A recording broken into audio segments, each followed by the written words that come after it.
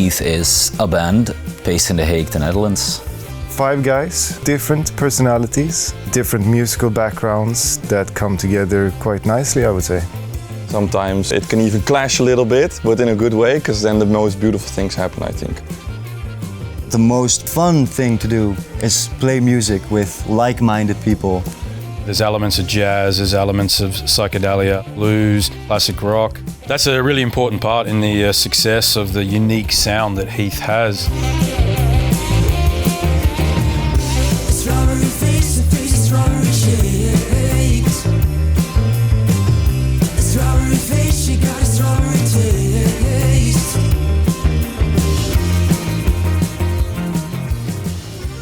If our album is being reviewed, they always say that we are an international band. Even though we all live in The Hague, they do acknowledge the fact that we are an international grouping with even one from Australia, one from Sweden.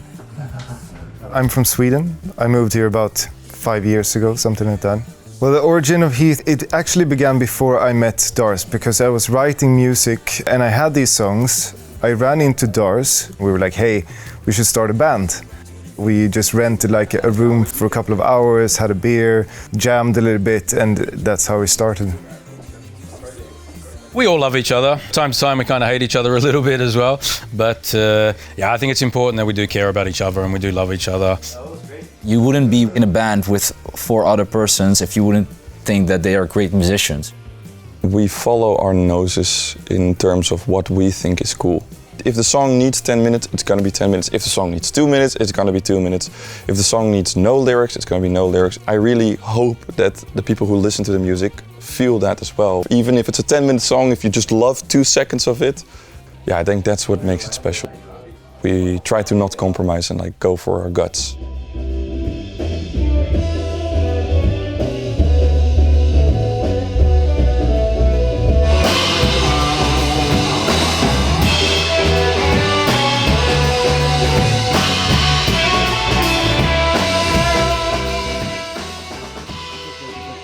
And then you ride. So our debut album is called Isaak's Marble. The story of Isaac's Marble is a very, very intricate one. Isaak's Marble is this multiverse where a character gets sort of pulled into that universe and sees this world that he can roam around in. It's not that we come up with music pieces and write the lyrics, but we like to think of stories, and they most oftentimes tell themselves as well. The album touches on jazz, it touches on kind of heavier, I'm not going to say heavy metal, but you know, the End of Valley, the Sun's quite heavy. It touches on classic rock in Strawberry Girl. It touches on so many different genres. Skeleton of the music was mostly written by Isaak, who is one of our guitar players. The very early demos, they sound like massively different from how the album sounds, of course, because every single one of us just had to put their magic dust all over it. In the beginning it was a little bit nerve-wracking bringing a new song to the band. It's always like, are they gonna wreck my baby that I've been writing? Somebody brings in a piece of music that is almost already finished, usually, and we butcher it. That's basically what it is. Like, we butcher the shit out of it until it's something different, I guess, but usually it gets better.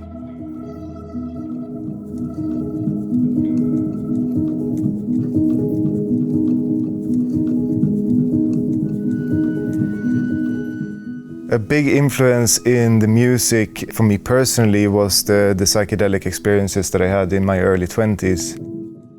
It profoundly sort of changed the music that I listened to.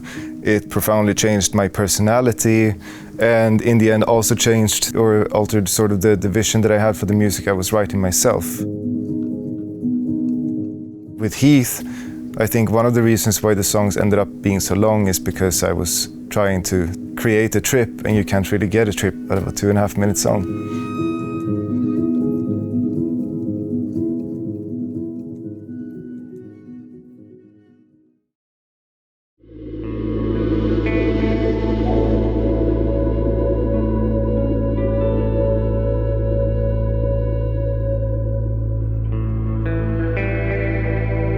I have been dealing with stage fright for quite a bit, especially in my first band. that wasn't also the best period of my life. The first gig we did with Heath, I was terrified. And it was on a radio show, so there were no people except for the people in the booth, but even those scared me.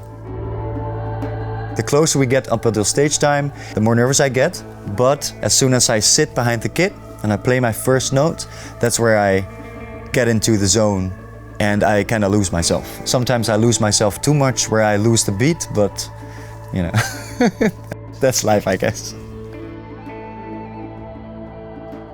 When you're playing music, it's so personal, and you're really standing there butt naked on the stage, like, you know, metaphorically. I could get very anxious about what people think about me, or like my music or my playing.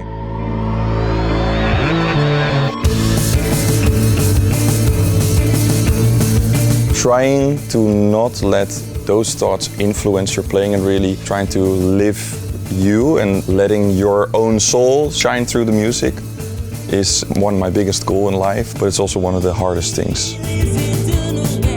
For me, identity has always been a very big thing throughout my childhood and my early adulthood as well. Up until my 25th, I hadn't really discovered who I was and what I wanted to do. I actually started playing harmonica like quite late-ish, I guess. When I was 19 years old, I came across a video of Paul Butterfield, who I also have memorized on my arm. The pure heartfelt emotion, the soul in there. Yeah, that did it for me. And then at the same time, my brother-in-law, who is also in the band and also plays the harmonica, definitely influenced me as well, because I saw him doing it live and I'm like, this is fucking cool, I want to do this. So yeah, that's when I picked up my first harmonica and just started teaching myself.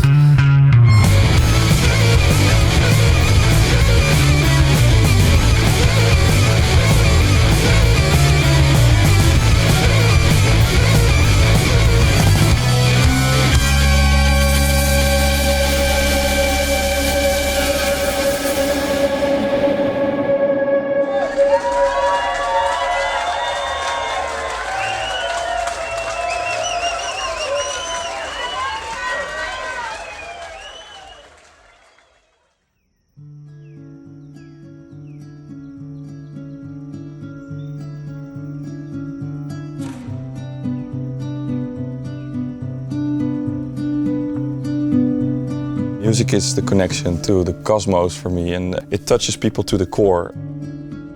I once remember a good friend of my dad, he was a bass player, he said that music is the closest we can come to God. Sometimes I find it very hard to connect with people, and then through music it is effortless. Music has always been a self-expression for me. Even as an angry teenager, like that has definitely served its purpose. When we were younger, obviously growing up in the 90s as well, in Australia, it defined who you were. It defined who your friends were. There was groups that would congregate together, had a tremendous shaping and sculpting of who I am.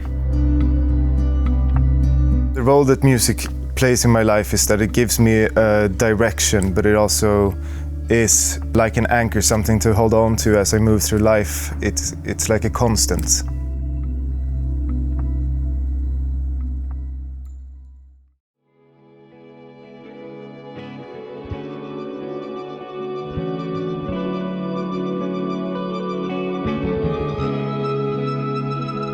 The audience is tremendously important to me.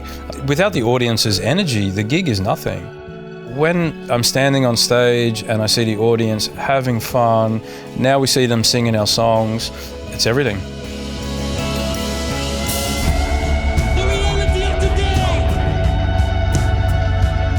For me, being up on stage is the most ecstatic, intense feeling there is. Like, you rarely see me with my eyes open on stage as well, I think, because I'm just so into it and like I'm somewhere else. The best feeling when you step on stage is when you have a strong sort of back and forth connection with the audience, and that's what I look for, and that's what I want the audience to experience as well.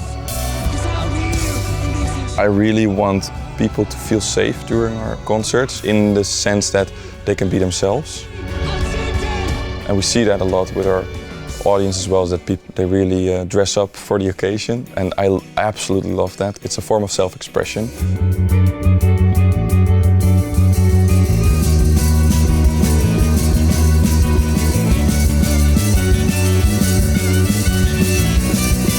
I am unmistakably, enormously proud on, dare I say this, myself, the guys around me. I can't wait to show everyone what we've been working on, blood, sweat and tears the past 3 years. And I can't wait to show it to everyone and spread the love. And I hope that Heath, with these guys, I can do for a very, very, very long time. I can't wait for the future.